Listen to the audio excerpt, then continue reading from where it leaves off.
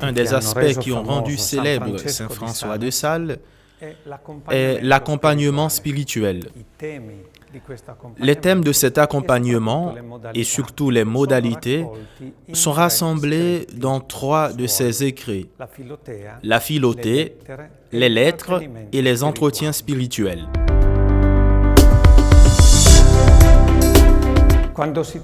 Lorsqu'il se trouvait à Paris chez les jésuites, entre 18 et 20 ans, il eut une expérience d'accompagnement que l'on pourrait définir « débrouille-toi tout seul, prends-toi en charge ». Une expérience traumatisante car menée en totale autonomie, en suivant scrupuleusement un texte jésuite intitulé « Le livre de la compagnie ». Après avoir lu ce livre, François se retrouve rapidement désorienté, rongé de scrupules et obsédé de perfectionnisme. Il décide finalement d'abandonner cet enchaînement lorsqu'il découvre que ce qui doit nous guider, c'est l'amour confiant en Dieu et l'aide d'un accompagnateur sage. Tout cela pour pouvoir se sentir en pleine harmonie, car on se sent enfin aimé.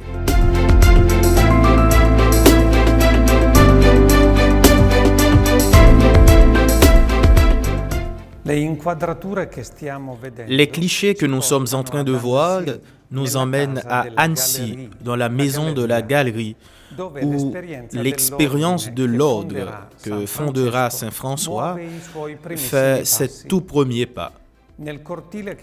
Dans la cour que nous voyons, le Saint-Évêque rassemble ses premiers disciples, dont Jeanne de Chantal, et à travers des conversations au style très familier, mais tout aussi rigoureux, il les forme à la donation totale au Seigneur. Ces interventions de père et de frère, nous les trouvons rassemblées dans son ouvrage intitulé « Entretien spirituel » et nous en goûtons immédiatement un petit passage. Or maintenant, vous me demandez en quoi s'occupe intérieurement cette âme qui est tout abandonnée entre les mains de Dieu.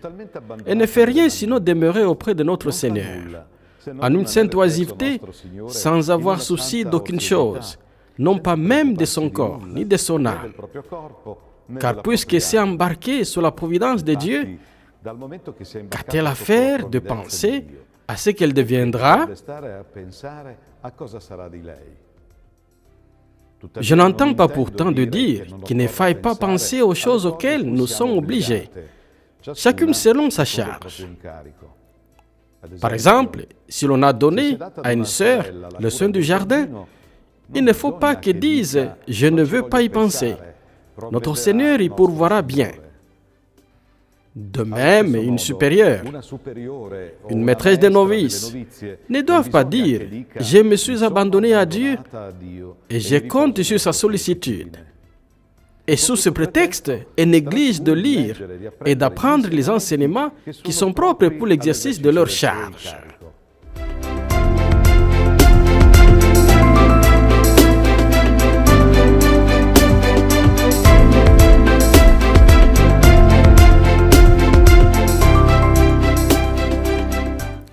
Dans l'accompagnement spirituel, François est très proche, très sensible et très délicat.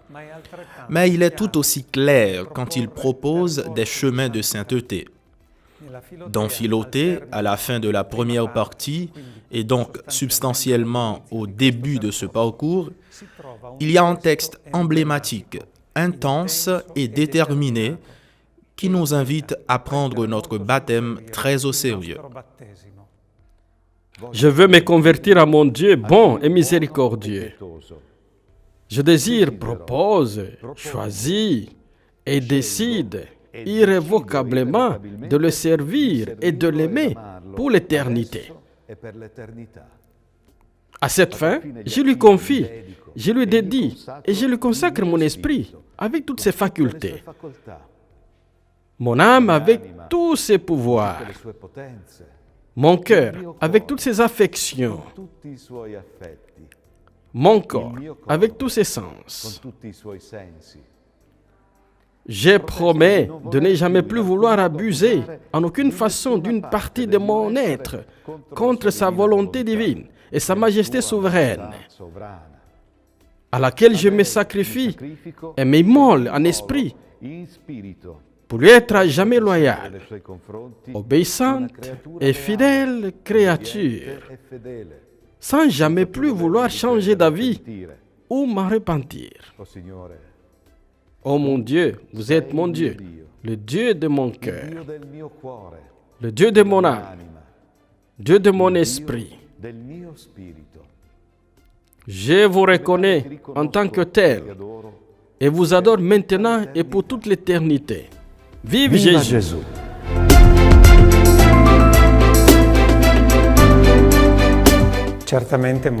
C'est très clair et tout aussi déterminé. Le texte que nous avons entendu ressemble à une déclaration de guerre. Mais François est aussi très délicat. Délicat dans l'accueil des histoires personnelles, délicat en corrigeant les excès et à aider dans les difficultés. Il dira lui-même que dans chaque jardin, il y a des fleurs qui nécessitent chacune une attention particulière. Éveillez souvent en vous l'esprit de joie et de douceur. C'est le véritable esprit de dévotion. Et si parfois vous êtes assailli par l'esprit opposé de tristesse et d'amertume, jetez vivement votre cœur en Dieu et recommandez-le à lui. Allez vous promener. Lisez dans l'un des livres que vous aimez le plus.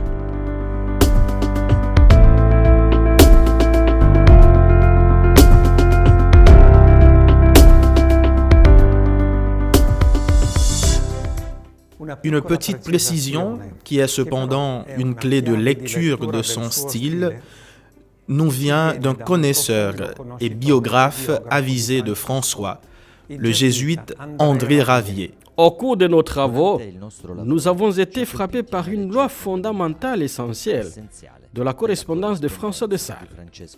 Pour lui, il n'y a pas de direction spirituelle s'il n'y a pas d'amitié, c'est-à-dire d'échange, de communication, d'influence réciproque. Certes, il ne renonce jamais à son autorité d'évêque, de confesseur et de conseiller, mais il reste toujours très humble, très humain dans l'usage de cette autorité, et j'ose le dire, très tendre, car il sait que Dieu seul agit dans le cœur de l'homme et de la femme, et que seul l'Esprit rend efficaces les paroles du pasteur. Aussi marche-t-il en faisant un pas après l'autre. Il cherche, interroge, souffre, espère. Il prie et ne se sent pleinement à l'aise que lorsqu'il forme un seul cœur, une seule âme et un seul esprit avec son correspondant.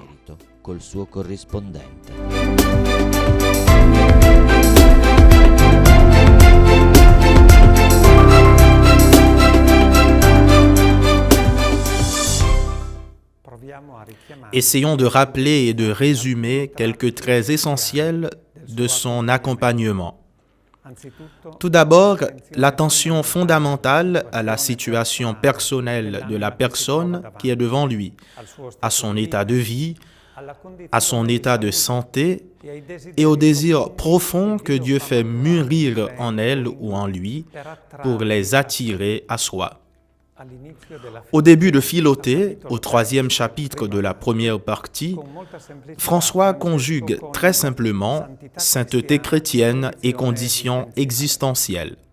La vie chrétienne doit être différemment exercée par le gentilhomme, par l'artisan, par le valet, par le prince, par la veuve, par la fille, par la mariée. Et non seulement cela, Mais il faut recommander la pratique de la dévotion aux forces, aux affaires et aux devoirs de chaque particulier. Toutes sortes de pierreries jetées dans le miel en deviennent plus éclatantes, chacune selon sa couleur. Et chacun devient plus agréable en sa vocation en la conjoignant à la dévotion. Le soin de la famille. Le soin de la famille en est rendu paisible. L'amour du mari et de la femme plus sincère. Le service du prince plus fidèle et de toutes sortes d'occupations plus douces et aimables.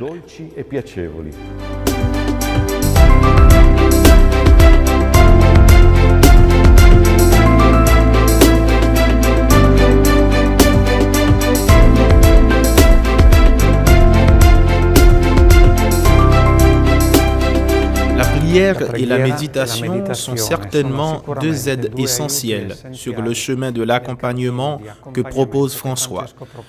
Une pincée de méthode et beaucoup de concret sont les autres aides.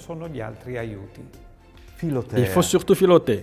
Au sortir de votre méditation, vous retenez les résolutions et les délibérations que vous aurez prises pour les pratiquer soigneusement ce jour-là.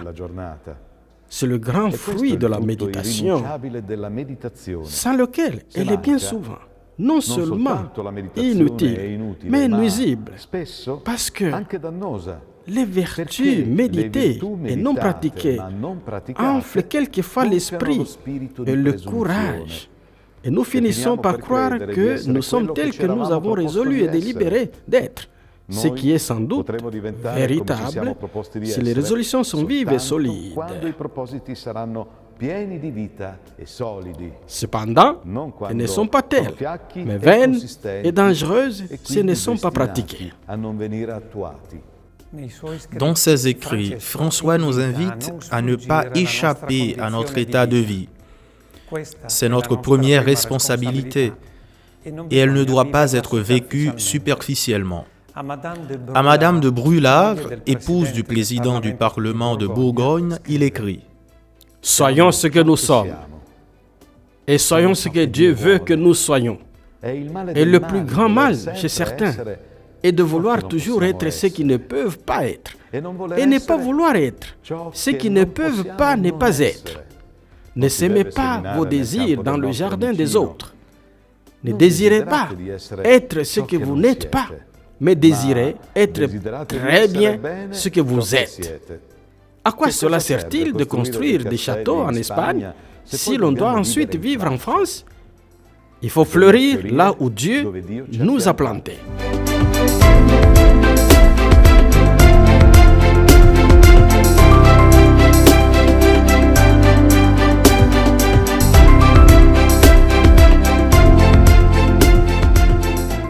Fleurir là où Dieu nous a plantés, en nous abandonnant au bon plaisir de Dieu, comme il plaît à Dieu, qui est pour François la règle suprême, selon laquelle il vit et éduque les laïcs et les personnes consacrées.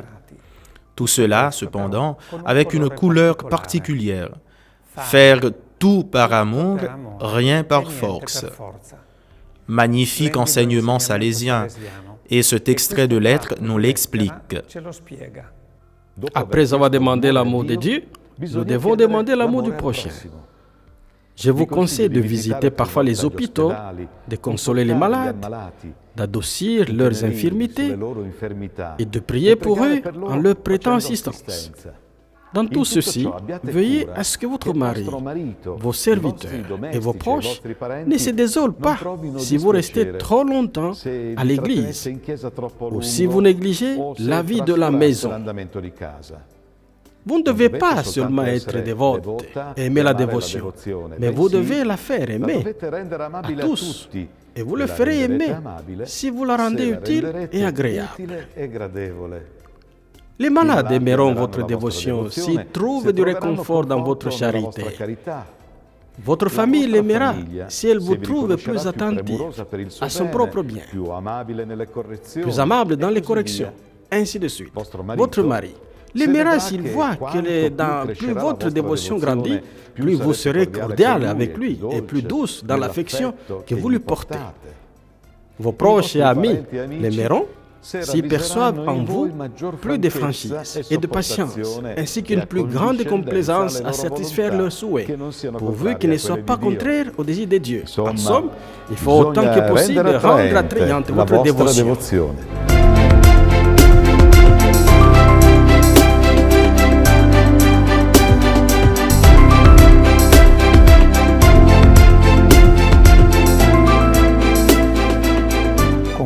Terminons ce petit tour d'horizon dans la petite église de la Galerie.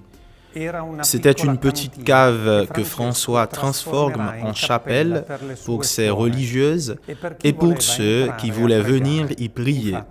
En fait, elle a une entrée qui donne directement sur l'extérieur. De cette même porte sortaient les premières religieuses pour aller visiter les pauvres et les malades. C'est un espace sacré qui nous ramène à Dieu, protagoniste de nos chemins de foi et d'amour.